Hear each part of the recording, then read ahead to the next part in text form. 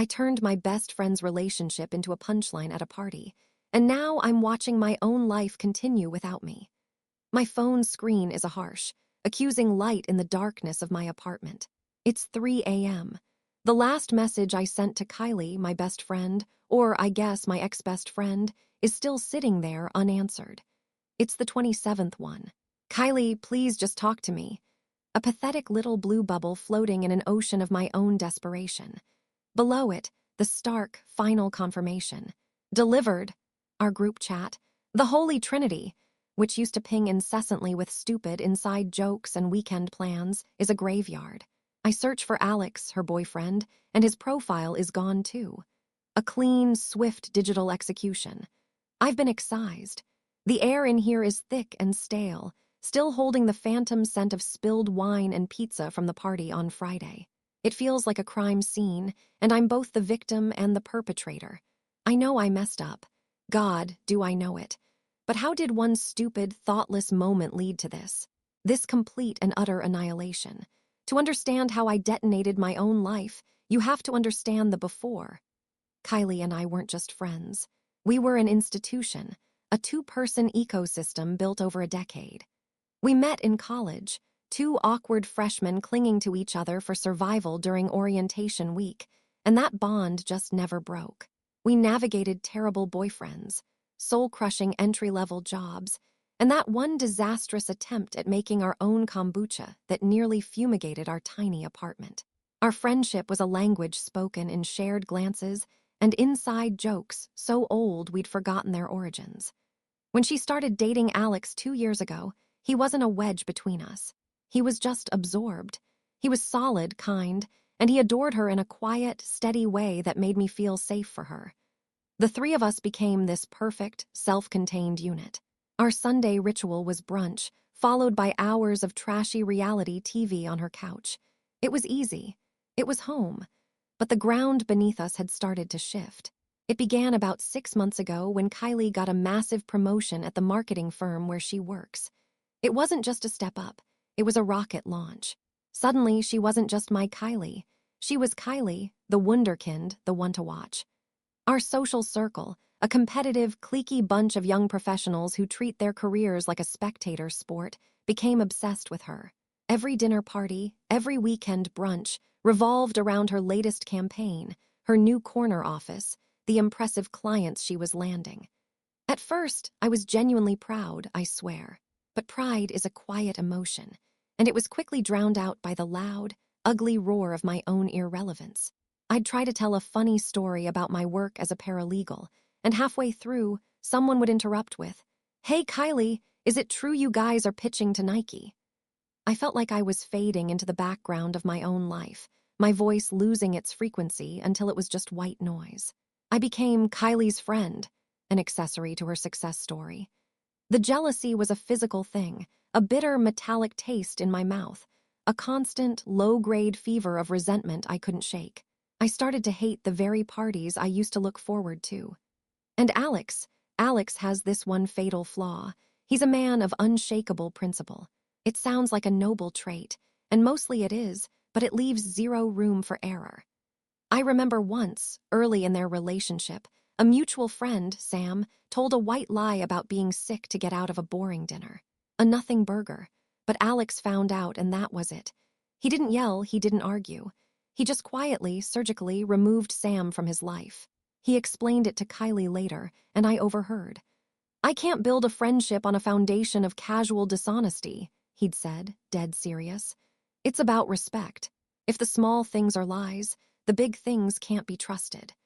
At the time, I thought it was intensely dramatic, a little rigid. I never imagined that same unbending code would one day be the guillotine blade hanging over my own neck. He had a zero-tolerance policy for betrayal, for making a mockery of trust. That was his invisible red line. And I, in my desperate, pathetic need for 5 minutes of applause, was about to run toward it with a lit match. The party was at our friend Chloe's apartment, one of those places with exposed brick and ridiculously high ceilings that always felt more like a movie set than a home. And that night, Kylie was unequivocally the star of the movie. She was holding court by the kitchen island, wearing a new emerald green dress that made her glow, animatedly telling a story about her latest project. A small crowd was gathered around her, completely captivated. Everyone was hanging on her every word, laughing at all the right moments, their faces turned up to her like flowers to the sun. I tried to join the circle a few times, to add a witty comment or share a related anecdote, but it was like trying to jump onto a moving train. The conversation just sped on without me, a closed loop of admiration I couldn't penetrate. I was invisible. I found myself drifting to the edge of the room, nursing a lukewarm gin and tonic, the resentment churning in my stomach, turning acidic. Every burst of laughter from her circle felt like a personal insult. Then the idea sparked. It wasn't a plan, not really. It was a desperate, ugly impulse born from that toxic cocktail of jealousy and gin. I saw a way to not just get the spotlight back, but to hijack it. To become the main character, even just for a few minutes, by turning their perfect story into my comedy routine. "Oh my God, you guys, you will not believe this," I announced, my voice a theatrical boom that cut right through Kylie's punchline. The circle broke. All eyes swiveled to me. The sudden, focused attention was a drug, and I was instantly high. "Speaking of office secrets," I continued, walking toward the center of the group, a Cheshire cat grin plastered on my face. "Alex, you should really be more careful with your texts." A nervous, intrigued laugh rippled through the group. Alex, who had been standing beside Kylie with his arm around her waist, just looked confused. His brow furrowed. "What are you talking about, Alina?" This was my stage. I was on. I adopted my best performance voice, a caricature of a gossipy, playful friend who's just sharing a silly secret. "Oh, nothing. Just that sometimes, when our girl Kylie here is busy being a CEO, her boyfriend gets a little lonely." I winked dramatically at the crowd, who ate it up. I pulled out my phone, my fingers slick with sweat. My heart was pounding, a frantic drumbeat of "stop this now, no, keep going." "Exhibit A," I declared, and started reading from a text exchange Alex and I had a few weeks prior. We had been joking about a terrible date I'd been on, and he'd written something like, "Well, if you ever need someone to remind you what a gentleman is supposed to act like, you know who to call." It was platonic, a sweet, supportive joke between friends. The wink emoji was pure banter, but I didn't read it that way. I read it with a low, suggestive lilt, my eyebrows waggling comically. "You know who to call." Can you believe the nerve? I scrolled down, my thumb flying across the screen as I cherry-picked another out-of-context line where he'd complimented a photo I posted from a wedding. And here, "Wow, Alina, looking stunning."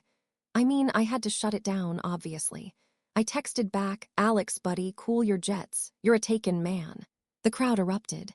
It was exactly the reaction I'd craved. They were roaring with laughter, slapping my back, looking between a mortified Alex and a completely shell-shocked Kylie. I was the court jester, the roast master, the hero of the party who brought the drama. In that moment, bathed in the warm, intoxicating glow of their laughter, I felt powerful. I felt seen. I was so high on the validation, so desperate for that fleeting applause, that I didn't truly register the look on Kylie's face. Her smile was gone, replaced by a pale, blank mask of disbelief. And Alex, he wasn't laughing. He was looking at me with an expression of such cold, clear contempt that it should have frozen me solid. It was the look of a judge passing a final, irreversible sentence. But I was too busy taking a bow. The laughter died down in awkward little spurts, like a car engine sputtering out. The aftermath of my joke wasn't a slow fizzle. It was a sudden, jarring power outage. One moment I was the center of a laughing crowd. The next I was standing in a circle of suffocating silence. Kylie didn't say a word. She didn't cry or scream or demand an explanation, which honestly would have been easier to handle.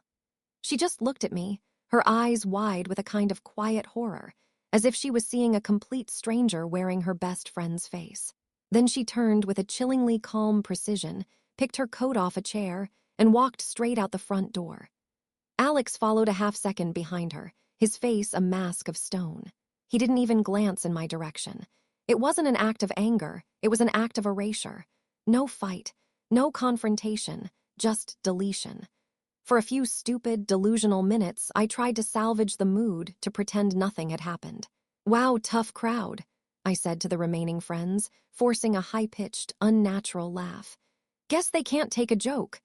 A few people gave me weak, uncomfortable smiles, their eyes darting anywhere but at me. The party's energy was gone, sucked out of the room through the door they had just exited. The vibrant movie set had transformed back into Chloe's apartment, and everyone suddenly seemed aware of how late it was. People started making excuses, finding their coats, mumbling goodbyes. The audience I had worked so hard to win over was abandoning me, leaving me alone on the stage under a harsh, unflattering light. The real panic didn't set in until I got home to my silent, empty apartment. The adrenaline from my performance had worn off, replaced by a creeping, cold dread. I sent Kylie my usual post-party text. "Home safe. You guys are such lightweights for leaving early, lol." I stared at the screen, waiting for the 3 little dots of her reply to appear. 5 minutes. 10. Normally, she'd reply instantly. I sent another, the casual tone now feeling forced and desperate. "Hey, you okay? That was just a stupid joke, I was kidding." It was for the laughs. Nothing. I opened my chat with Alex. "Dude, sorry if that was weird, just trying to be funny." I watched the single checkmark on WhatsApp. Delivered, not read. An hour later, still nothing. The silence on my phone started to feel loud, menacing. I fell into a restless sleep and woke up at 6 a.m. with a knot of pure dread in my stomach. The first thing I did was grab my phone. No new messages. I went to check their Instagrams to see if they'd posted anything, a story, anything.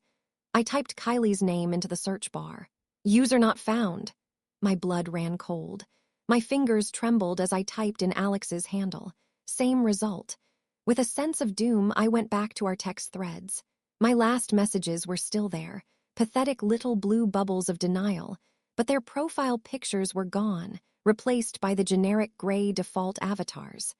I had been blocked, utterly and completely. No final words, no angry voicemail, no chance to explain or beg. Just the digital equivalent of a slammed door, locked and bolted from the other side. They had performed the cold, clean cutoff I'd once seen Alex execute on someone else for a white lie, never dreaming that same brutal efficiency could be turned on me for something so much worse. The next few days were a blur of escalating panic and clumsy, desperate attempts at repair. My first instinct was pure damage control, fueled by the frantic, arrogant belief that this was all a misunderstanding. If I could just talk to them, if they could just hear my side of it, the jealousy, the pressure, the sheer stupidity of it all, they would understand. It was a joke. A stupid, miscalculated joke. My entire strategy was based on minimizing what I had done. I tried calling, but my number was clearly blocked. It went straight to a cold, impersonal voicemail prompt every time. I left rambling, tearful messages for both of them, my voice cracking as I pleaded into the digital void. "Kylie, please, it meant nothing. I was drunk and being an idiot. Our friendship is everything to me. You have to know that." I sobbed into the phone, the words feeling hollow even as I said them. My message to Alex was even more pathetic. "Man, I am so sorry. I would never actually try to mess with what you and Kylie have. You're like a brother to me. Please, just let me apologize to you both in person." The messages went unanswered, unheard, swallowed by a silence so profound it felt like a physical presence in my apartment. When direct contact failed, I turned to my audience. I started reaching out to the friends who were at the party, the same people whose laughter I had so desperately courted just nights before. My texts were variations of the same theme. "Hey, have you heard from Kylie? She's not answering me. It was all a huge misunderstanding. Can you please tell her I'm dying to talk to her?" The response was a masterclass in awkward, polite distancing. Chloe, the party host and someone I considered a close friend, replied hours later with a vague, "Oh wow, that's tough. I'm sure things will cool down. Hope you guys can work it out." When I pressed her, asking if she could just call Kylie for me, she left me on read for the rest of the day. Mark, the guy who had laughed the loudest at my joke, and even egged me on, suddenly became incredibly busy. "Swamped at work this week, man. Can't really get involved in personal stuff." The word "involved" was a slap in the face. I wasn't a friend seeking help. I was personal stuff, a drama to be avoided, a social contagion. They weren't taking sides, not explicitly. They were just backing away slowly, creating a quarantine zone around me.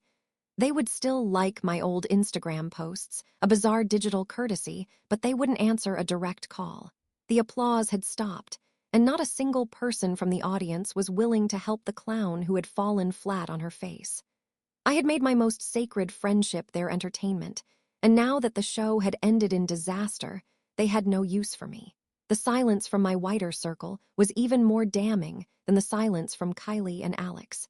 It was the crushing confirmation that I hadn't just lost my two best friends. I had fundamentally misjudged my own place in the very world I had tried so hard to impress. I wasn't a member of the circle. I was just a performer they occasionally watched. After a week of hitting a wall of silence, I was on the verge of a complete breakdown. I needed information, a sign, anything. My last resort was Owen. He's part of our larger friend group, but operates on the periphery. He's a quiet, observant guy who was at the party but stayed out of the main fray. He was my only hope. I cornered him at a coffee shop I knew he frequented, practically begging him to talk to me. He looked incredibly uncomfortable, stirring his latte like it held the secrets to the universe. "Alina, I really don't want to be in the middle of this," he started. "I'm not asking you to be in the middle," I pleaded, my voice thin and desperate. "I just need to know, what are they saying? Are they okay? Does Kylie hate me forever?" Owen sighed, a deep, weary sound. He finally looked at me, his expression a mixture of pity and disappointment. "Look, I only talked to Kylie once, the day after. She called to make sure I was okay because she felt bad about how the party ended." The casual kindness of that, her worrying about him in the middle of her own pain, was a fresh stab of guilt. "She wasn't angry," Owen continued, choosing his words carefully. "That was the weird part. She just sounded hollowed out. I asked her if she thought you guys could ever fix this." He paused, and I held my breath. "And what did she say?" I whispered. Owen looked down into his coffee cup. "She said, heal from it, maybe, fix it, no." Then she said the thing that stuck with me. He took a deep breath.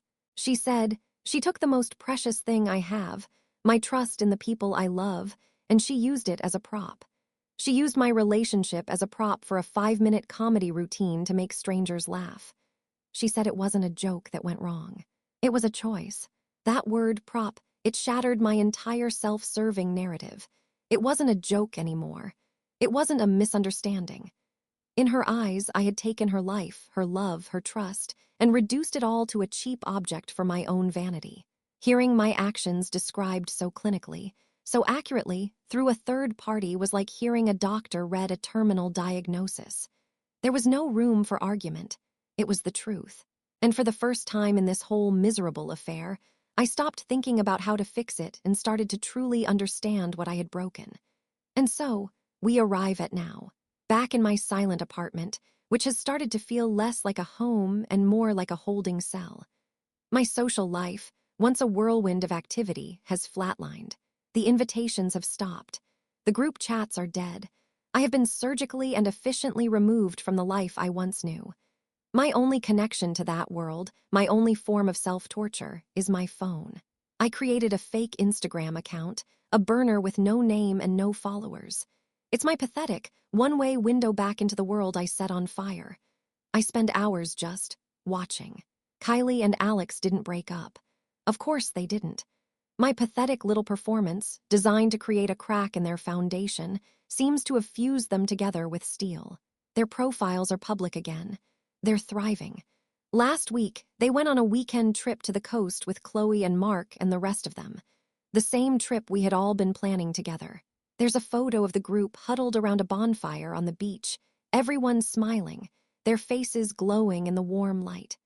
Kylie is tucked under Alex's arm, her head on his shoulder, looking happier and more at peace than I've seen her in months. There's another picture of them raising glasses at a winery, the sun setting behind them. Every post, every story of their happy, normal, continuing life is a fresh knife twisting in my gut. They are all there, laughing and living, and in the space where I should be, there is just nothing, an absence, a ghost. I am watching my own life continue on without me, and I have no one to blame but myself. This is my hell. A tiny glowing screen that shows me exactly what I destroyed, in real time, forever.